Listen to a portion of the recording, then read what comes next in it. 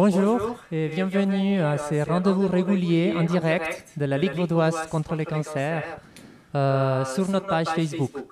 Alors, nous avons vu mardi dernier, l'activité physique est très importante, mais aujourd'hui nous parlerons de l'alimentation, un thème très intéressant.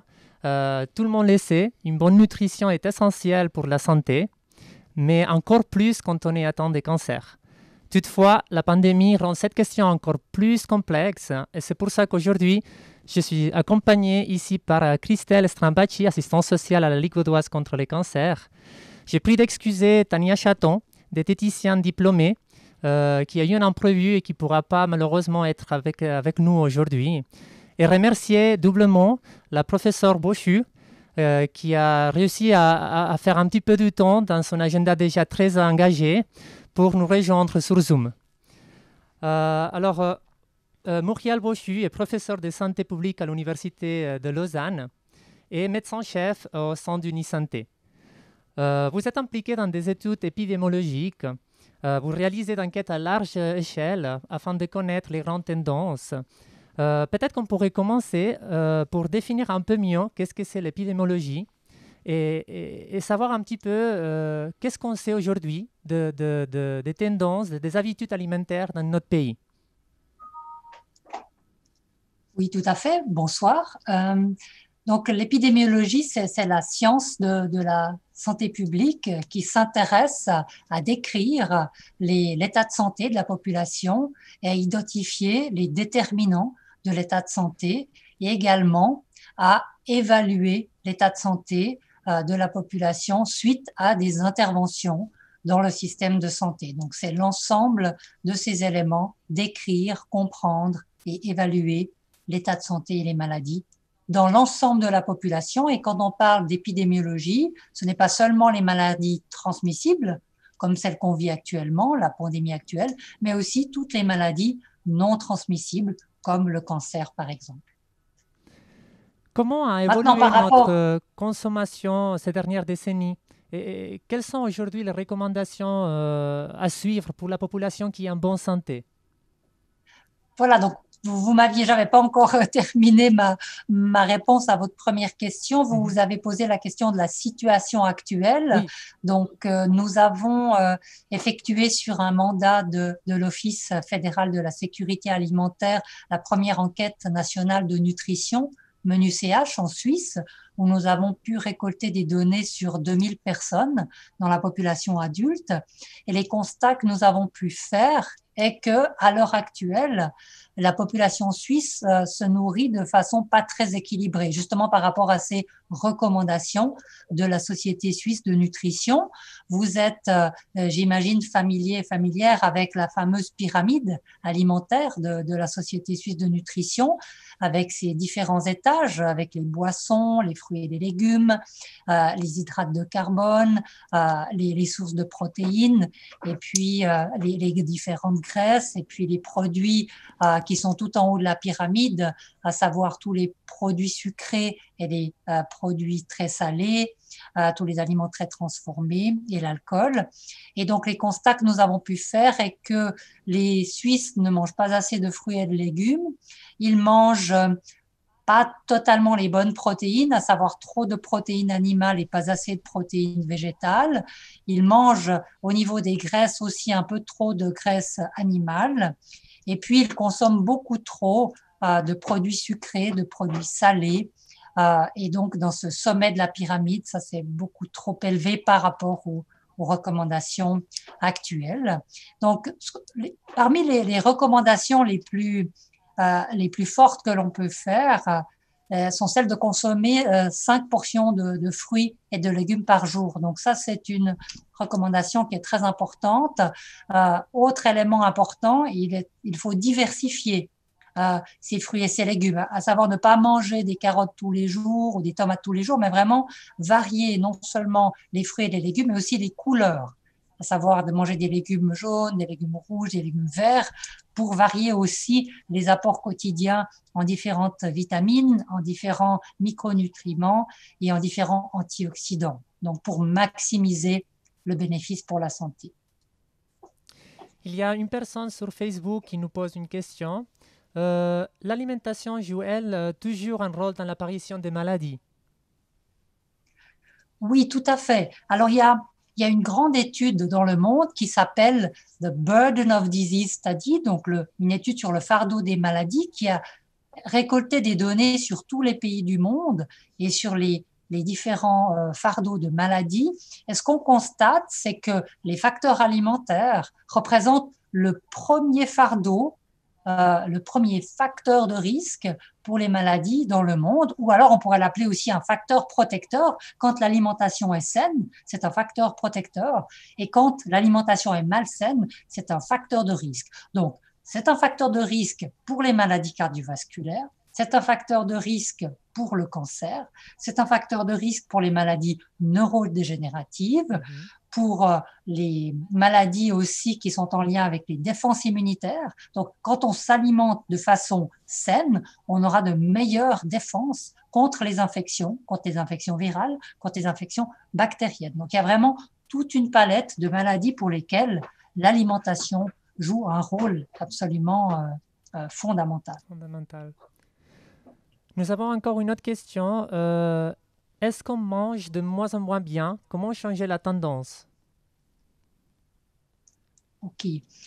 Alors, par rapport à la situation suisse, nous avons réalisé en 2014-2015 la première enquête nationale dans laquelle on a vraiment demandé aux gens, à l'aide de diététiciennes, ce qu'ils mangeaient durant une période de 24 heures. Donc ça, c'était la première enquête. Donc, on n'a pas de suivi pour l'instant. Mais si on regarde la situation dans les pays qui nous entourent, en Allemagne, en France, en Italie, il y a eu plusieurs enquêtes nationales de nutrition qui ont montré en tout cas des résultats assez semblables à ce que nous avons constaté en Suisse, à savoir en Suisse, quand je vous ai dit la population suisse ne mange pas très sainement, la situation n'est pas la même en Suisse alémanique, en Suisse romande et au Tessin. Donc nous avons eu d'importantes différences régionales et ces différences régionales que nous avons constatées en Suisse sont très semblables à ce qu'on trouve dans les pays voisins, à savoir les Suisses alémaniques mangent de façon plus semblable aux Allemands que les Suisses romands, et les Suisses romands mangent de façon plus semblable aux Français que les autres. Donc on peut considérer que les tendances temporelles des pays qui nous entourent reflètent probablement la situation en Suisse. Mais un des constats qui a été fait ces dernières années est une forte augmentation de la consommation de produits transformés, voire ultra transformés. Donc, c'est par exemple tous les plats pré-cuisinés qui sont fabriqués par l'industrie agroalimentaire et qui sont donc rapidement préparés, qu'on va pouvoir mettre au micro-ondes réchauffé. Et là, une des problématiques avec cette consommation, c'est que la consommation de sel augmente et la consommation d'aliments qui ont des agents conservateurs et des exhausteurs de goût, par exemple, donc différents produits qui sont rajoutés pour améliorer le goût de ces aliments et leur présentation, font que, dans le fond, la population est de plus en plus exposée à ces rajouts que fait l'industrie agroalimentaire. Donc, on a une augmentation de ces produits-là et on sait que les gens qui consomment une grande proportion d'aliments transformés et ultra transformés dans leur alimentation vont développer des maladies chroniques comme les maladies cardiovasculaires et le cancer. Il y a une question qui revient. Il y a plusieurs personnes qui ont demandé la même question. Quels aliments ou boissons sont cancérigènes? Alors, donc, c'est une question qui est relativement complexe parce que donc, quand on parle de cancer, il y a différents types de cancers. Il y a certains types de cancers qui seront plus influencés par l'alimentation que d'autres. Par exemple, si on prend le cancer du poumon, on sait que le tabac, la cigarette est un facteur de risque très important. Si on prend le cancer du côlon, là, on sait que l'alimentation va jouer un rôle très important. Donc, de façon globale, ça paraît assez évident vu que ce que l'on mange va être en contact avec l'intestin et le côlon. Donc, ça paraît assez logique. De façon globale, ce qu'on peut dire pour le cancer colorectal, c'est qu'une alimentation riche en fruits et en légumes et une alimentation qui est plus pauvre en viande va avoir un effet bénéfique en termes de prévention du cancer colorectal dans la population. Après, pour certains types de cancers, il peut y avoir certains types d'aliments qui jouent un rôle plus important que d'autres. Mais on sait par exemple qu'une alimentation saine a un rôle favorable aussi contre le cancer du sein chez la femme.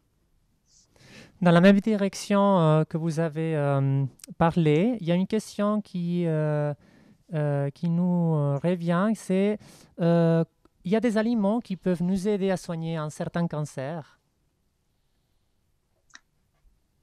Alors, soigner un cancer, là, je pense que c'est peut-être un petit peu trop fort. Donc, moi, les éléments que j'ai évoqués jusqu'à présent, on était vraiment dans la situation de la prévention primaire, de la promotion de la santé, à savoir quelles sont les habitudes alimentaires qu'il faut prendre pour essayer de diminuer le risque de développer un cancer. Lorsque le cancer est là, la situation est un peu différente. Évidemment, personnellement, je ne suis pas oncologue, donc ce n'est pas ma spécialité. Je ne suis pas non plus une nutritionniste clinique, donc ce n'est pas ma compétence de faire des recommandations en tant que traitement pour un individu donné. Évidemment, ça c'est à discuter avec son oncologue, son médecin traitant.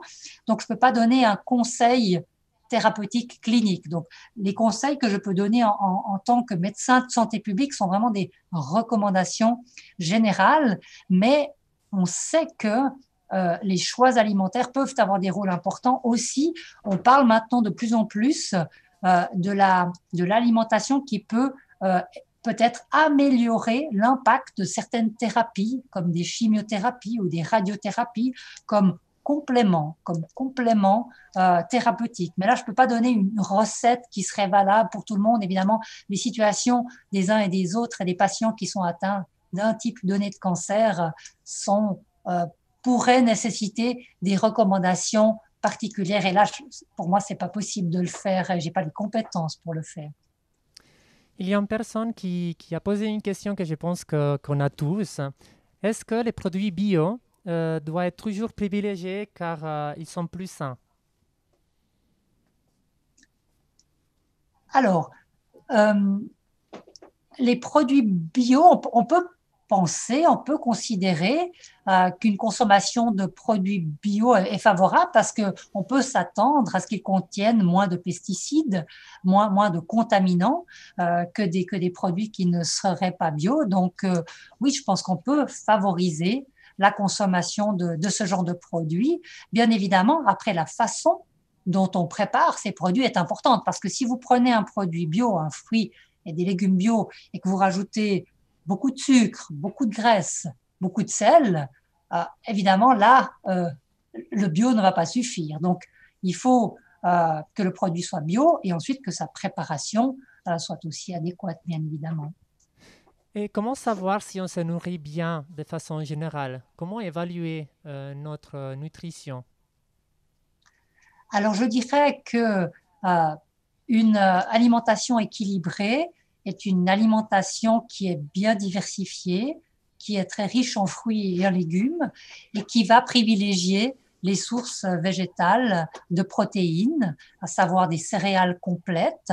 Il faut aussi privilégier des aliments qui vont fournir pas mal de fibres alimentaires. Donc, encore une fois, les fruits et les légumes, les céréales complètes. Et une alimentation, ça ne veut pas dire on peut pas se permettre de manger d'autres produits comme des produits salés, des produits sucrés, mais il faut en manger avec modération. Donc, c'est important de varier, d'équilibrer ses repas quotidiens avec des portions de fruits et des légumes, une certaine quantité de protéines en privilégiant les origines végétales plutôt que les origines animales, et puis aussi une portion d'hydrates de carbone, comme par exemple des céréales complètes pour complémenter des repas. C'est important aussi d'avoir plusieurs repas dans la journée qui sont pris à intervalles réguliers, avec un petit déjeuner, un repas de midi et un repas du soir. Il y a certaines recommandations, notamment pour les gens qui sont en surpoids, d'essayer de combiner, enfin de faire en sorte que l'apport calorique dans la journée corresponde bien aux dépenses caloriques. Donc, ce qui est toujours important quand on a on fait attention à son alimentation, aussi d'essayer d'avoir une activité physique régulière en complément d'une alimentation saine. Et ça, c'est vraiment valable pour tout le monde dans la population. Et quand on entend par activité physique régulière, ça veut dire au moins 30 à 40 minutes d'une bonne activité au quotidien et essayer 2 à 3 fois par semaine de faire une activité sportive, après dans les limites des capacités des personnes. Et ça, on sait qu'en complément avec une alimentation saine, ça a vraiment un bénéfice important pour la santé. Et notamment, l'autre élément qui est important lorsqu'on combine l'alimentation saine avec une activité physique régulière, c'est qu'on va pouvoir aussi éviter les prises de poids parce qu'on sait que le surpoids et l'obésité, évidemment, sont des facteurs de risque et c'est notamment pas très favorable dans le contexte du cancer également. Est-ce que vous avez vu dans vos recherches que les habitudes alimentaires sont différentes entre les femmes et les hommes, par exemple? Alors oui, nous constatons quelques différences. Donc une des différences principales, c'est que les femmes mangent un peu moins que les hommes, ce qui n'est pas une surprise. Et de façon générale, les femmes mangeaient de façon un peu plus équilibrée que les hommes, donc respectaient un peu un peu mieux, excusez-moi, les recommandations alimentaires que les hommes. Un autre constat que nous avons fait, qui était plus fort que la différence homme-femme, c'est la différence entre les régions. En fait, avec d'importantes différences entre la Suisse alémanique, la Suisse romande et le Tessin. Et là, pour nous, ce n'était pas une surprise, parce qu'on sait qu'il existe des différences culturelles, mais ce qui était une surprise, c'était la taille de ces différences, avec certains groupes d'aliments pour lesquels on avait vraiment de grosses différences entre les régions linguistiques. On a quelques questions au niveau oncologique, par exemple. Est-ce que les traitements oncologiques impliquent des restrictions alimentaires? Ou par exemple, quoi faire quand on a faim suite à une opération ou une ablation d'estomac? Ok, alors là, malheureusement, ce n'est pas mon domaine de compétence parce que voilà, je suis un médecin de santé publique, je ne fais pas de la clinique, encore moins de l'oncologie clinique. Donc là, je ne me permettrai pas de faire une recommandation qui pourrait ne pas être adaptée à cette situation particulière. Et pour toute cette question, en fait, il faudrait s'adresser à l'équipe soignante et au médecin pour bien connaître la réponse qui est précise à chaque cas, à chaque personne individualisée. Du coup, si on continue encore avec les questions qui reviennent sur Facebook, comment on sait ce qui est bon pour nous, pour notre santé? Comment savoir quels aliments ou comment faire notre plan nutrition ou notre diète? Alors, ça, c'est une question qui n'est pas facile, mais je crois que un conseil que je peux donner, c'est qu'évidemment, je vous ai donné des recommandations assez générales. C'est très important aussi de manger ce que l'on aime, ce que l'on apprécie. Quand on parle des fruits et des légumes, il existe une très grande palette différente. Maintenant, c'est vrai que quand on va faire ses courses dans les magasins, on a un choix qui est très large. Donc, mes recommandations, c'est d'essayer de choisir des produits de saison et des produits locaux. Pourquoi? Pour des considérations aussi environnementales, donc essayer de favoriser ce qui a été cultivé proche de chez soi. Et parmi ces choses qui sont très nombreuses, de vraiment choisir les aliments que l'on préfère. Nous avons tous et toutes des goûts différents. Donc, il existe des facteurs génétiques qui vont influencer nos goûts et notre odorat. Donc, ça veut dire que nous n'avons pas tous les mêmes fruits et légumes préférés. Donc là, on peut vraiment faire des choix, choisir ce que l'on apprécie, ce que l'on aime, aussi partager ses repas, donc prendre le temps de faire ces repas, de les partager avec d'autres personnes. Les repas, ça doit être un événement social, c'est important. Et donc de privilégier les aliments que l'on aime bien, qui sont agréables au goût. Je vous ai dit les fruits et les légumes. Quand je parle de protéines principalement d'origine végétale, ça ne veut pas dire qu'on ne peut jamais manger de la viande, mais il faut en manger avec modération et choisir les recettes que l'on préfère, les recettes familiales, en étant, raisonnable dans les quantités que l'on consomme au quotidien. Et si un jour, par exemple, parce qu'on a organisé une fête, parce qu'on a invité des gens à la maison, si un jour on mange un peu plus, c'est pas grave. Il faut simplement, les jours suivants, se dire, OK, j'ai fait un excès ce week-end, alors j'essaye de modérer un petit peu les quantités consommées et peut-être de manger quelque chose d'un peu moins lourd, d'un peu moins gras dans les jours qui suivent pour avoir un équilibre. Mais l'important aussi, c'est toujours de garder un plaisir dans ce que l'on mange et de partager avec de bonnes compagnies. Il ne faut pas être trop dur avec nous-mêmes, si j'ai bien Non, compris. non, bien sûr, il ne faut pas être trop dur. Vous avez mentionné les liens sociaux, mais maintenant on est dans une situation extraordinaire avec les Covid. Est-ce que vous avez vu un changement des habitudes euh, du début de la pandémie à maintenant, alimentaire? Alors là, je ne peux pas vous répondre parce que nous n'avons nous-mêmes pas fait d'études. Mhm, Donc, on n'a pas d'informations. On a posé les questions aux gens sur ce qu'ils mangeaient. J'avoue que je n'ai pas recherché de la littérature à ce sujet spécifiquement. Par contre, évidemment, on sait que l'alimentation joue un rôle important dans les défenses immunitaires. Donc, il est vraiment important de continuer à manger beaucoup de fruits et de légumes. Durant cette période de pandémie, c'est important. Il y a certains aliments, micronutriments, pour lesquels on sait qu'ils pourraient jouer un rôle important. Donc, et les fruits et les légumes sont riches en ce genre d'aliments, notamment aussi les céréales complètes. Donc ça, c'est des aliments importants à privilégier. Ensuite, on sait aussi que la vitamine D, potentiellement, pourrait jouer un rôle important.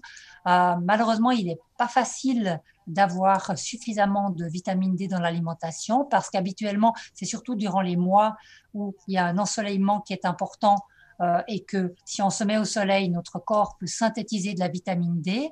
Donc, ça veut dire que l'hiver, on peut par exemple prendre quelques suppléments alimentaires qu'on peut trouver facilement dans le commerce pour pouvoir avoir des compléments vitamine D parce que c'est pas facile à travers uniquement l'alimentation d'avoir suffisamment de vitamine D dans l'alimentation. Mais il n'y a pas encore d'étude qui a démontré une comment dire, efficacité claire, mais vu que de toute façon l'hiver, on s'expose peu au soleil et notamment en raison de cette pandémie, on a tendance à rester plus à la maison.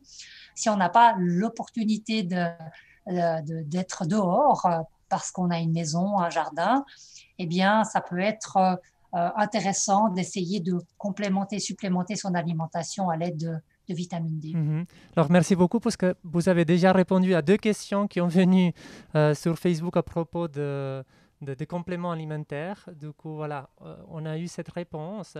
Alors, on a parlé aussi de ces côtés sociaux, de ces liens sociaux qui est très important et que maintenant, on est dans une situation un petit peu compliquée.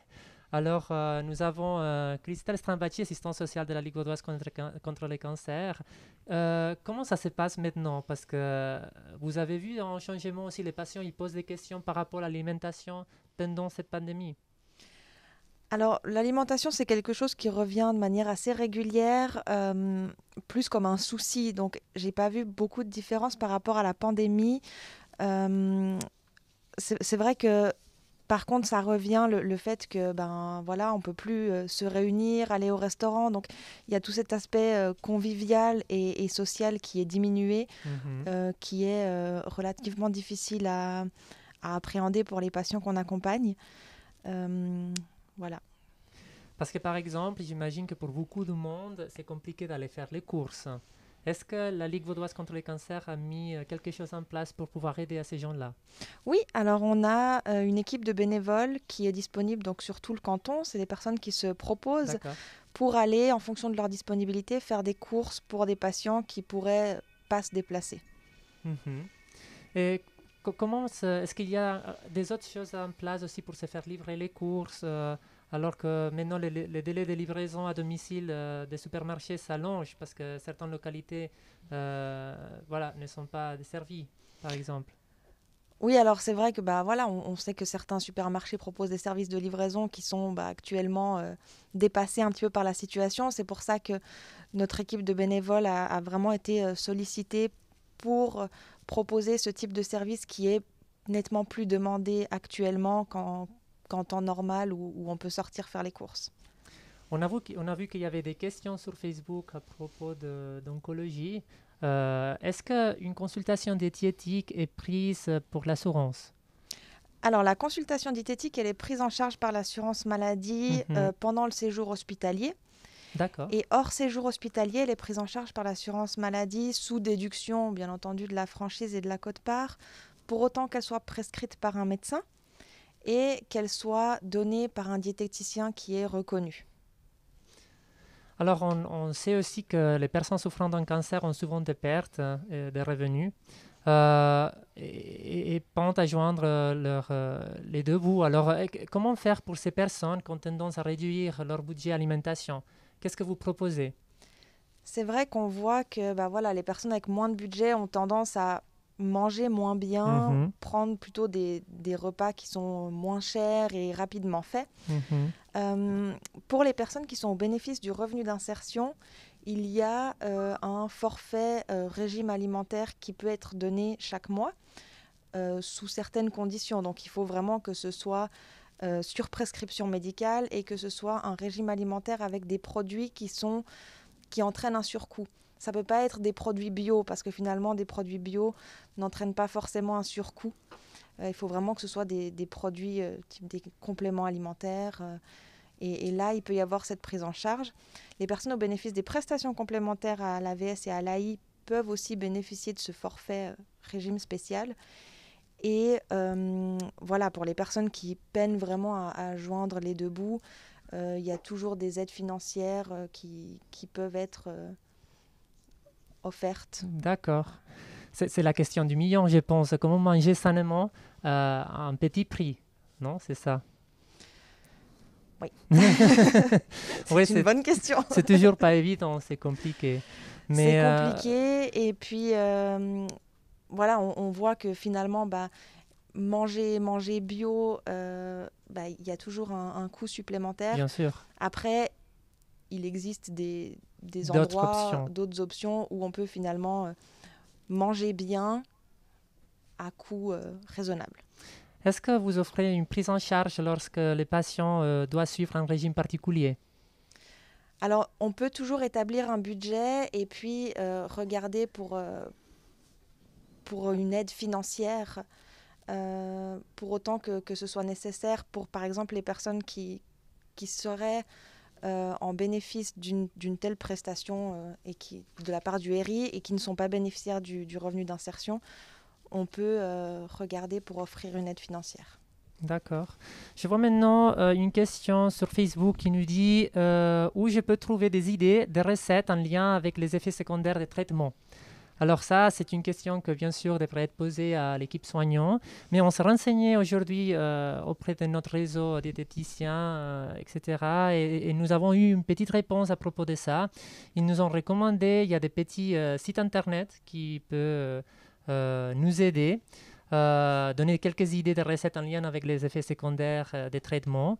Par exemple, Alimentation Ligue contre les cancers, c'est un site web que vous pouvez consulter. Il y a aussi Société Suisse de Nutrition que la professeure a su mentionner, La Fourchette Berthe. Et il y a un site internet français aussi, Vite fait, bien fait, que vous pouvez consulter et va vous donner quelques idées de recettes si vous avez fini votre traitement et que vous devez recommencer une diète un peu différente. Il y a aussi la brochure Alimentation et cancer qui est éditée par la Ligue suisse qui peut être commandée directement sur le site de la Ligue suisse. D'accord.